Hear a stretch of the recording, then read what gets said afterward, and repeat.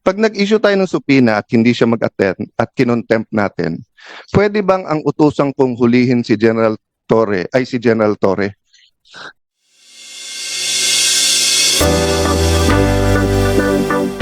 Well, syempre po, nalulungkot po ako na para tayong pumunta ng birthday party, walang dumating na bisita. But unlike a party, you can celebrate naman with your closest friends, family. Pero dito po sa hearing, I think we can still be productive. But ayoko naman, Madam Chair, na pagalitan yung present dahil maraming absent. So may I take the opportunity to thank very much Attorney Alexis Medina, Attorney Santiago, Attorney Bernal. Alam namin na pag ganito kabigat yung issue ay may consequences din yung pagsasalita, may consequences yung pag-a-appear. But Madam Chair, I think, more than kind last hearing in terms of not pressing my questions kapag sinabi nilang sub judice. But just to clarify, well settled na yan, whether sa jurisprudence or sa history ng Senate, na mere filing of a case or mere pendency of the case does not stop the hearing, nor is it a reason for them not to discuss. In fact, pagka yung executive department, matetest pa nga yung consistency na kung ang sasabihin nila dito at sasabihin nila dun sa korte ay pareho. Yung sub judice rule kasi, and correct me later on, Attorney Medina, kung mali, it's really more of to protect the integrity of the court and the fairness para hindi dinidiscuss yung case, para hindi sila ma-pressure. Yung sub judice rule is not meant para yung kung may inconsistency sa ibang bodies, sa SEC, quasi-judicial bodies, or dito sa Congress or sa Senate. Kasi kung yun po ang kaso, di lahat ng ginagawa ng mga COM ngayon, ng mga TRICOM, QUADCOM, ang kailangan lang gawin ng witnesses nila ay mag-file ng kaso against themselves. Tigil na yung hearing, no? Number two, there are many points regarding other guests, for example, General Torre, no? He's not covered by executive privilege unless the president talk to him directly. Ang executive privilege, sa pagkaalam ko, kasi kasama po ako doon, ako po nag-chair nung investigation sa ZTE nung na-discuss po tong mga issues na to at na-bring up for the first time in, at least in a recent history, yung executive privilege. Ang purpose ng executive privilege, pareho din ng purpose nung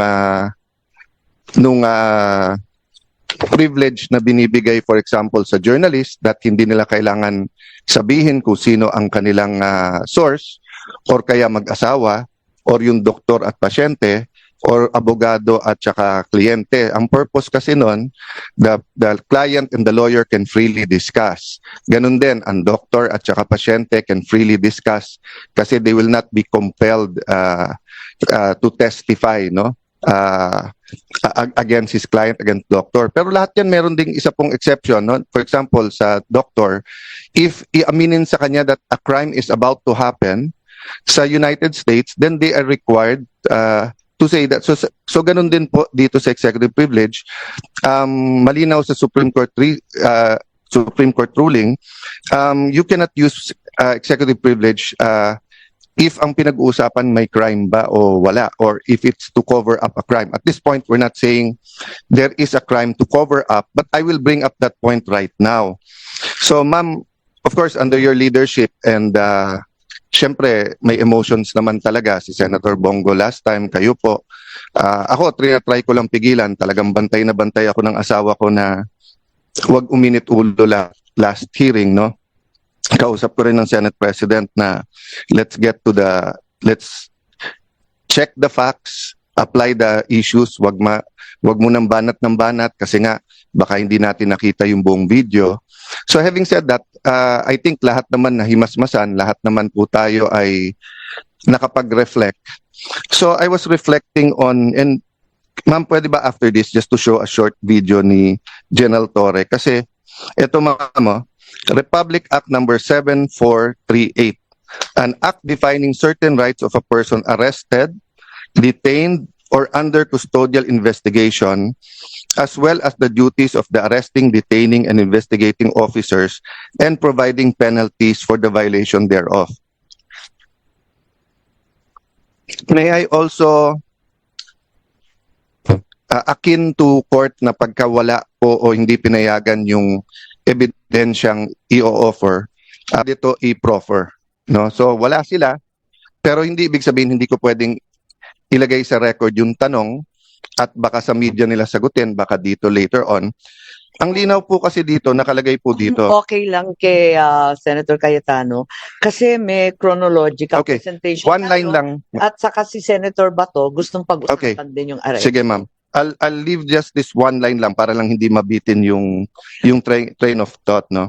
Nakalagay kasi dito, any person arrested or detained under custodial investigation shall be allowed visits by conferences or any member of his immediate family or any medical doctor or priest or religious minister chosen by him or by any member of his immediate family or by his counsel.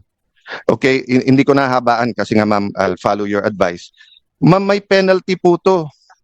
Ang penalty nito, any person who obstructs, prevents, or prohibits any lawyer, any member of the immediate family or person arrested, detained, or under custodial investigation, or any medical doctor or priest or minister by his counsel from visiting and conferring privately chosen by him or by any member of his immediate family with him, or from examining and treating him. Ma'am, by his choice at any time, I'll go back to the title at saka dun sa nakalagay. Nakalagay dito, hindi lang custodial investigation basta arrest or detained. So he was arrested and detained. So even if magdebate tayo na custodial investigation ba yun o hindi, no? So ma'am, ang ano po dito, ang penalty is imprisonment of not less than 4 years nor more than 6 years and a fine of 4,000 pesos. So ang question ko, meron na bang report dito sa arrest at kinasuhan ba si General Torre? Last question, ma'am. Tuwing magpapa-aresto lately, parang ang pinaka-effective si General Torre, di ba? So nung pina-aresto si Pastor Kibuloy, grabe yung mga nangyari at ginawa, di ba? Nung pina-aresto po si President Duterte, yun naman pinag-uusapan natin, nakita naman natin. Nung nag-hearing po ako tungkol sa tulay na sa Isabela na gumiba, hindi po nag-a-attend si Secretary Bonoan. Sinabi ko lang, kailangan ko pa bang i-designate si General Torre para kunin si Secretary? The next time, nag-attend na siya. So ito, tanong ko ma'am, pag nag-issue tayo ng subpoena at hindi siya mag-attend at kinontempt natin, pwede bang ang utusang kong hulihin si General Torre, ay si General Torre? Technology. And di ba sabi nga nila, yung bata, hindi mo pwedeng turuan sa salita. Natututo yung bata sa gawa. So ganun din sa gobyerno natin. Pag sinabi nung mayor, no corruption, pero corrupt siya, ang dating sa mga department head, pwedeng mag-corrupt. Di ba? Pag sinabi ng COMELEC officer sa isang probinsya, no cheating, pero pinayagan niya yung cheating or vote buying, ang papakinggan ng tao, hindi yung salita, yung gawa eh. So kung mali yung pagka-aresto, nangangamba ako na especially sa lugar na walang internet, walang cellphone, baka ito yung masunod eh. Humihingi sila ng counsel nila o doktor, tapos hindi pagbibigyan, no? And then the last point doon, ma'am, is that bakit kapag ka lower rank, meron pong isang vlogger, di ba, na PNP, na nagsorry na kaya parang okay, pero hinuli, tapos kakasuhan. I understand that. At magandang rule yon na pagka ikaw ay sundalo o pulis, ay hindi ka basta pwedeng, hindi ka pwedeng partisan, di ba? Pangalawa, kailangan bantayan mo sinasabi mo. But I'll give you 2 examples, ma'am. Bakit po si General Torre, kung ano-ano sinasabi sa kung ano-anong interview, hindi naman napapagalitan? So ang dating po sa lower rank, bawal partisan kung kalaban. Kung kakampi yung sinabi mo, pwede. I'll go to a non-partisan issue. And I respect this person very much. I think he's one of the best chief of staff, personal friend, etc. Kaya lang, as a former secretary of the DFA, I have to mention this, no? When the AFP chief of staff said, prepare kasi madadamay tayo kapag ka-invade yung Taiwan, tayo po ay may one China policy. Ano po ang magiging reaction natin nung sa Marawi siege kung sinabi ng China, prepare kasi pag sinugod nila yung Marawi kapag nilabanan nila yung secession sa Mindanao, mai-involve tayo. Magre-react din yung foreign affairs natin, hindi ba? Kasi nga may one China policy tayo. Don't get me wrong, ha? Ayaw natin ng gulo sa Taiwan. Nakikisimpet tayo sa democracy ng Taiwan. We want them to coexist with mainland China. But having said that, we have to be sensitive. So the right person to speak is either the DFA or the presidential spokesperson, hindi po sundalo or police, no? So I'll stop there, ma'am, pero sana nga consistent tayo para hindi nalilito yung mga kawani ng gobyerno kung ano talaga ang tama at ano yung mali. Thank you, Madam Chair.